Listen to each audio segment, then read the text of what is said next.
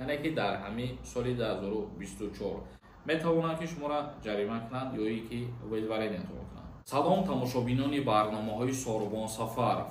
Як информатсияи нав ба маълумоти шумо мерасонем, баъдан комментарияҳоро мехонем. Фаромӯш накунед ки 1-2 рӯз пас аллакай пур кардани анкетаҳо барои кор кардан дар Англия сар мешавад. Нафарҳои хоҳишманд метавонед анкетаҳои худтонро пур кунед, инами рақамҳода муроҷиат кунед ватсапда. Хоб мавзӯи асосии имрӯзаи мо аҳолӣ дар шаҳри Душанбе зиёд шуд. Шаҳри Душанбе боз ҳам васеътар мешавад. Бинобар зиёд гардидани аҳолии пойтахти Ҷумҳурии Тоҷикистон, ҳудуди шаҳри Душанбе баъди соли 2040 боз то 30,000 гектар васеътар мешавад. Ба иттилооти мақомоти шаҳри Душанбе, тибқи нақшаи нави генералии шаҳр, васеъшавии асосии маъмурию ҳудудии пойтахт ба ҷануб, қисман ба шимол, шарқ ва ғарб амалӣ хоҳад шуд. зиёд гардидани ҳудуди сохтмони шаҳр аз 12,000 гектари ҳозира то 18,000 гектар дар соли 2025 ва то соли 2040 бошад то 30,000 гектар баъди соли 2040 пешбинӣ гардидааст.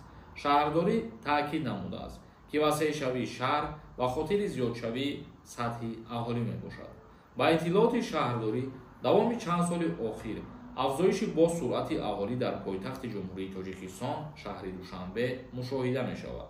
тибқи маълумоти омморӣ, ба ҳолат аз 1 январи соли 2024 1,241,000 нафар аҳолӣ истиқомат мекунанд, яъне ки дар ҳамин соли 2024.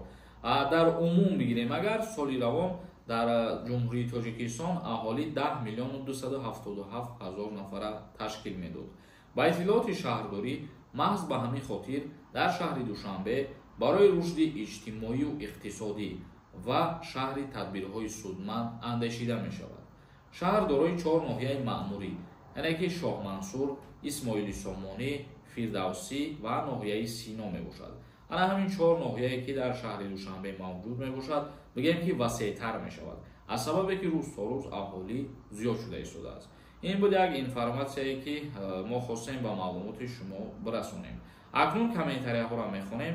агар нафарҳое ки бихоҳем ба границаи Қазоқистон бо нархи арзон сафар кунем, ҳуҷҷат ҳам надошта бошем, шуморо мегзаронанд ай граница. номерашон рӯи экранда мебирояд, ҳатман айноми мо қатишон гап занем. умеда нависонда. ассалому алайкум додарҷон. саволумда ҷавоб медоден, илтимос. пешакӣ ҳазор раҳмат. бачам граница рафт аз пушти YouTube Тоҷикистон роҳӣ кардан шад.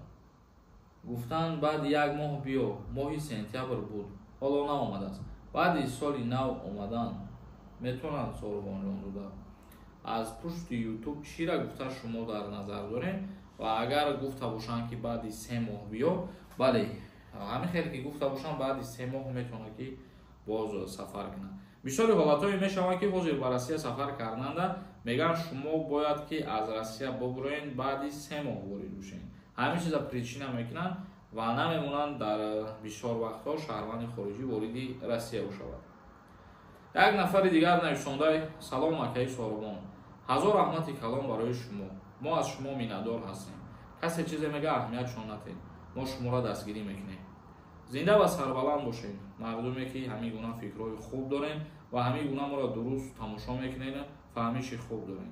мо ҳеҷ кас аҳамият наметиҳем ва ба хотири ҳамин гуна нафарҳое ки каме ҳам боша як манфиат мегиранд, ҳаракат мекунем, видео пешкаш мегардонем. зоидов нависонда. салом ака.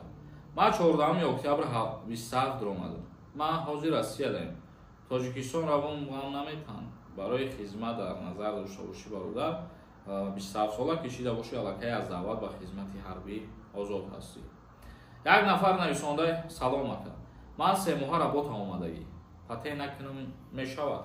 Не, вақте ки мигратсиони картаи работа шумо кардагӣ бошед, ҳатман бояд ки бикунед ҳамин патента.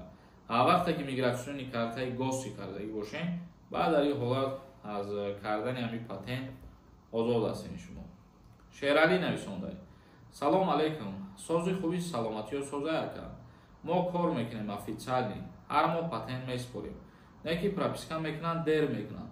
масалан 10 то 15 рӯз мегзара пропискамон, баъд мегирем пропискамона. агар қапан бе прописка чӣ мешавад? Агар ки бе регистрация бихапан новобаста аз рӯе ки шумо официален кор кардесен, ин ҳуҷҷат ҳам доштанаш зарурӣ мебошад. Метавонанд ки шуморо ҷарима кунанд ё ин ки уведомлениятон кунанд. Дилшод нависонда: Ассалому алайкум ака. Документҳои ман 100%. Тоҷикистон бирам метавонам бобади 1 моҳ баргардам. Айсар ина документ кунам кор кунам. Бале, ягон қонуншиканӣ кардагӣ набошен, ягон мушкилӣ намешавад бародар. Осмон нависонда: Салом акаи Сорбон. Ай ҳамин сайти вазорати меҳнат. Чӣ хел фаҳмем номи худмона? Мо чанд бора дар видеоҳо гуфтестем. Мақсад ҳамун сайти вазорати меҳнат. Яъне ки меҳнатиҷӣ медурем. ҳамин тарзи истифода бурдани сайта агар ки хуб бифаҳмем, муҷа ҳамаш пайдапай меравад ва медурем номи худона проверка мекунем ки дар чорми списка ҳаст ё ин ки не. Як нафари дигар нависондаи: Салом алейкум акаи Сорбон.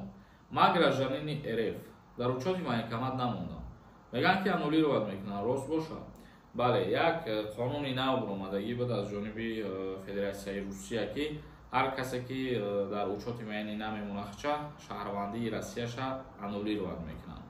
Хоб, тамошобинони азиз ва гиромиқадр, навори имрӯзаро ҷамъбаст мекунем. То наворҳои дигар, худованд ҳамаи мо шуморо нигаҳбон бошад.